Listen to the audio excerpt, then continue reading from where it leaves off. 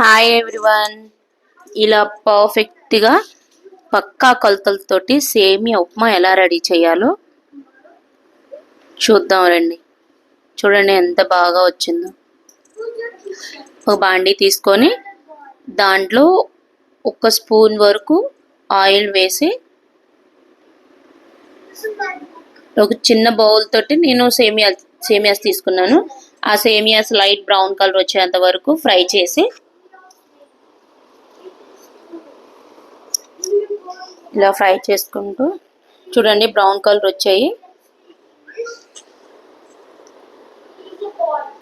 వీటిని తీసి పక్కన పెట్టుకొని ఈ ఫ్రై అయిన వాటిని తీసి పక్కన పెట్టి ఒక కడాయి పెట్టుకొని దాంట్లో పోపుకు సరిపడా ఆయిల్ వేసుకొని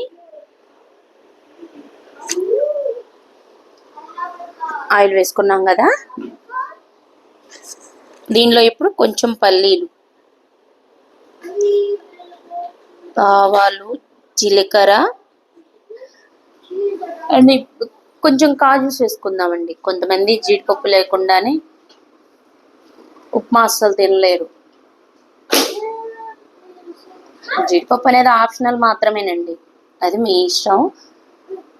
కొంతమంది వేసుకోవచ్చు, కొంతమంది వేసుకోకపోవచ్చు. కొంతమంది ఇష్టపడరు ఉప్మాలో జీడిపప్పు వేసుకోవడం. ఇప్పుడు ఆనియన్స్, మిర్చి, అల్లం ఇవన్నీ వేసుకుంటూ ఇలా తిప్పుకుంటూ ఉండాలి. అంటే మాడిపోకుండా ఇలా తిప్పుకుంటూ చూడండి బాగా ఫ్రై అయిన తర్వాత మిగిలినవి ఉన్నాయి కదా, మిర్చి, టొమాటో పీసెస్, కరివేపాకు, క్యారెట్, తురుము పట్టుకుని ఉన్న క్యారెట్, ఇవన్నీ వేసుకొని బాగా ఫ్రై చేసుకోవాలి. ఇలా ఫ్రై అయిన తర్వాత చూడండి బాగా ఫ్రై అయ్యాయి. ఒక 5 నిమిషాలు మూత పెట్టి తీసుకుందాం. బాగా ఫ్రై అయ్యాయి కదా, దీంట్లో 1 బౌల్కి 2 బౌల్స్ ఆఫ్ వాటర్.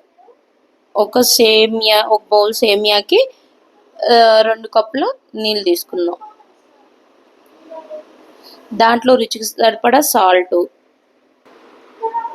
సాల్ట్ వేసిన తర్వాత కొంచెం సాల్ట్ కరిగేంత వరకు లైట్గా కలదిప్పి ఒక్క 5 మినిట్స్ మూత పెట్టుకొని అలా వదిలేస్తే వాటర్ బాగా బాయిల్ అవుతాయి.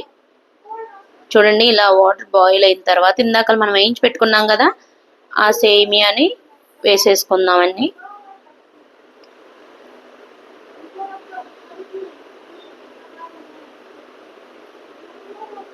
అవి వేసిన సేమియాని కొంచెం కలదిప్పుదాం.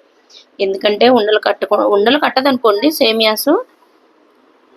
కొంచెం ఒకసారి కలదిప్పి అలా ఒక 5 మినిట్స్ ఇలానే కలదిప్పుతూ ఉండాలి. ఎందుకంటే మన పెద్దవాళ్ళు అనేవాళ్ళండి ఏంటంటే అప్పుడు వాళ్ళకి ఇలా బ్రేక్ఫాస్ట్ ఇలాంటివి ఏమి ఉండవు కదా, దానికోసమని పొద్దున్నే బియ్యంతో డైలీ ఒకే విధంగా ఎలా తింటారు, తినబుద్ధి కాదు కదా. అందుకని బియ్యపు రవ్వతోటి ఉప్మా చేసుకునేవాళ్ళు.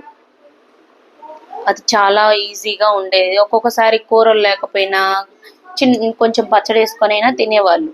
అందుకోసమనే అనేవాళ్ళు ఏమనంటే ఉప్మా ఉంటే చాలు, కూరలు లేనక్కర్లేదు అనేవారు.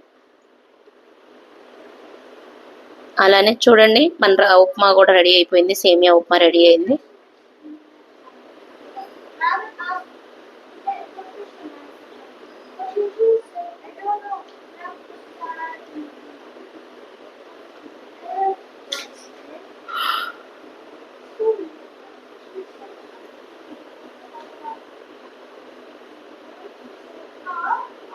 చక్కగా ఎంత బాగా ఉడికిందో, ఉండలు లేకుండా, ఎక్కడా స్టిక్కీగా లేకుండా. ఒక్కొక్కసారి సేమియా ఉప్మా శుద్ధలుగా ఉంటుందండి, గడ్డలుగా.